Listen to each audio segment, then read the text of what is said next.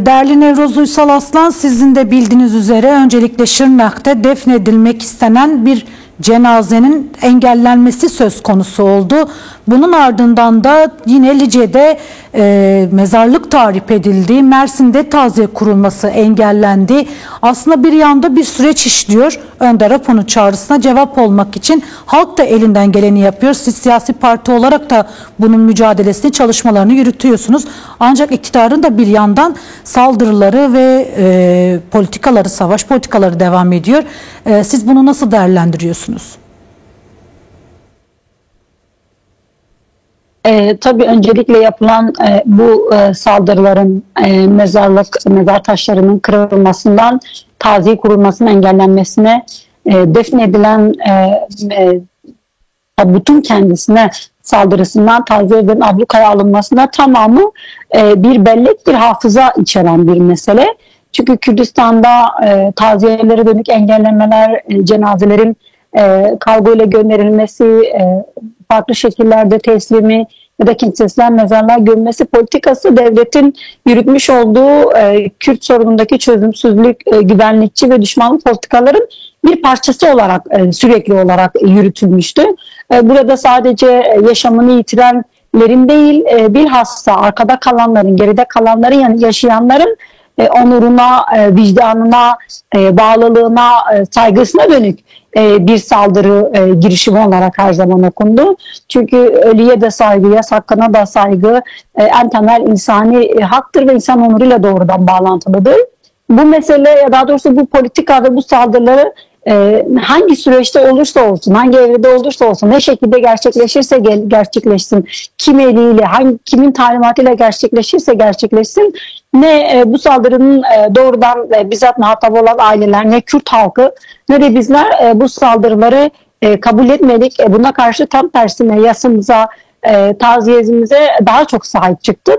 Bu süreçte yaşanmasının var olan bu saldırı politikalarından, çözümsüzlük politikalarının yanı sıra aynı zamanda farklı da bir anlam içeriyor. Bu nedenle aslında çözümün, barışın konuşulduğu bu kırılgan, hassas dönemde yaşanan bu saldırılar var olanın üzerinde daha büyük bir öfke ve tepkiye yol açıyor. Çünkü bir çözüm, bir barış evresindeyiz. Doğrudur. Bir görüşmeler sürüyor, bir komisyon kuruldu. Buna ilişkin umutlar arttırıldı.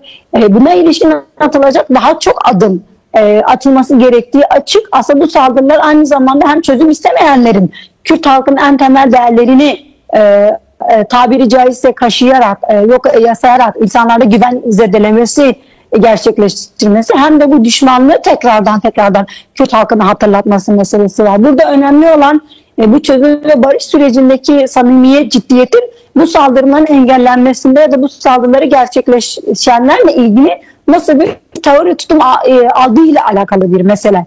Şırnak'ta, Cizre'de yaşamış olduğumuz belki Erzen ailesiyle başladı ama en son Tunç ailesinin mezarına saldırıyla kendini sürdüren saldırılarla ilişkin İçişleri Bakanlığı bize cevap vererek hiçbir şekilde yas hakkına ilişkin bir engellememiz yoktur cevabı verdi. Engelleyen yok, mezarları kıran yok, mezar taşlarına saldıran yok, kargo teslimi tırnak içerisinde yanlış, eksiklik. Peki o zaman bu sürecin tamamında bunu yapanlarla ilgili bir soruşturma var mı? Bir hesap verme hali var mı? Henüz ortada yok. Bu nedenle başlatılan bu barışta, bu kardeş, yani onların deyimiyle Türk-Kürt kardeşliğinde bir arada ortak yaşamda yas hakkı en azından yaşayanlarla barışmak kadar önemli bir mesele. Yaşayan Kürt halkıyla barışacaksan Kürt halkının temel değeri olan yasını, kaybını öncelikle tanıman gerekir. Çünkü bu saldırılar yaşayana da en çok saldırını içerisinde barındırır. Aslında bu kardeşliği yok sayan, barışı gölgeleyen, var olan çözüm umudunu zedeleyen ve çelişki ve soru işaretleri yaratan bir saldırı silsilesidir. Bunun sadece belli bir yerde, tek bir yerde gerçekleşmeyip birçok yerde gerçekleşmesi de bu kadar gündem olmuşken aslında çözüm istemeyenlerin gücünü, mesajını hem de belli odakları vermeye çalıştığını da bir yönüyle bizlere gösterir. O nedenle ortaya çıkan bu saldırılara ilişkin hem önergelerimizde hem ailelerin tutumunda ortaya çıktı ki bu saldırılar açık ki çözüm istemeyenlerin saldırısı. O zaman barış ve çözümde ciddi, ısrarcı ve bu politikada tutum takılması gereken devlet yetkililerinde bu saldırıları yapanların arkasında kimler olduğu ve bu konuda gerekli soruşturma ve açıklaması yapmakla mükelleftir. Evet, aslında tam da bu noktada Halklar Barış'ta ısrar ederken deyim yerindeyse iktidarda yerinde sayıyor. Komisyon kuruldu, bazı görüşmeler de yapıldı ancak halkın asıl talebi komisyonun Önder Apo ile görüşmesi ve ancak bu henüz gerçekleşmedi, gündemine almış mı o dahi bilinmiyor. Siz bununla ilgili ne söylersiniz? Nasıl yorumluyorsunuz? Komisyonun Önder Apo ile görüşme talebini nasıl harekete geçireceksiniz? Buna ilişkin hem ben partinin merkezi düzeyde hem de komisyon üyelerimizin birçok açıklamaları, tartışma programlarının televizyonlardaki açıklamaları oldu. Aslında tutumumuz ve tavrımız net. Bu sürecin en temel tarafı, en temel muhatabı, bu sürecin en temel aktörlerinden birisi de Sayın Öcalan.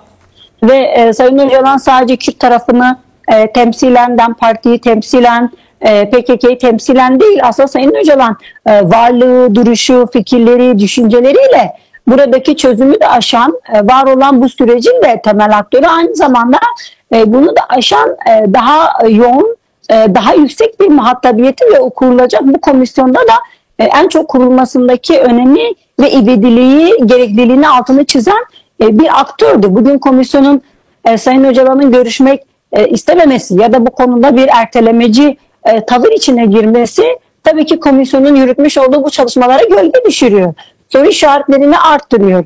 Bugün yerelde yapılan bu saldırılara, bu müdahalelerle ilişkin kimi belli odaklara, belli çözüm istemeyenlere, yereldeki yetkililere bağlasak da merkezi düzeyde komisyonun Sayın Öcalan'la hala görüşme konusunda ikircikli olması, tutumunda net olmaması ortaya çıkan bu saldırıları ve bu tutumları da besleyen bir noktada durmaktadır.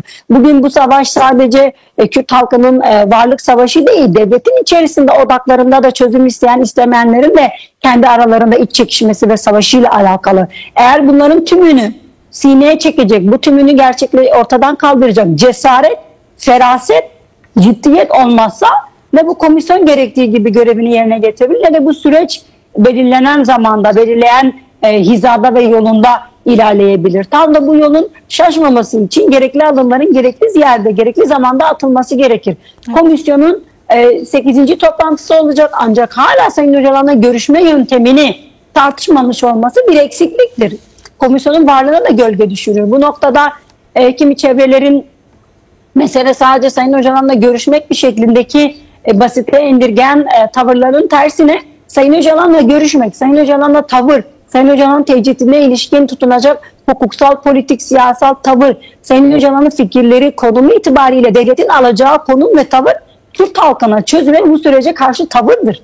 Kürtler bunu böyle okuduğu için Sayın Öcalan'la görüşmeyi bu kadar önemli ve elzem bulmaktadır.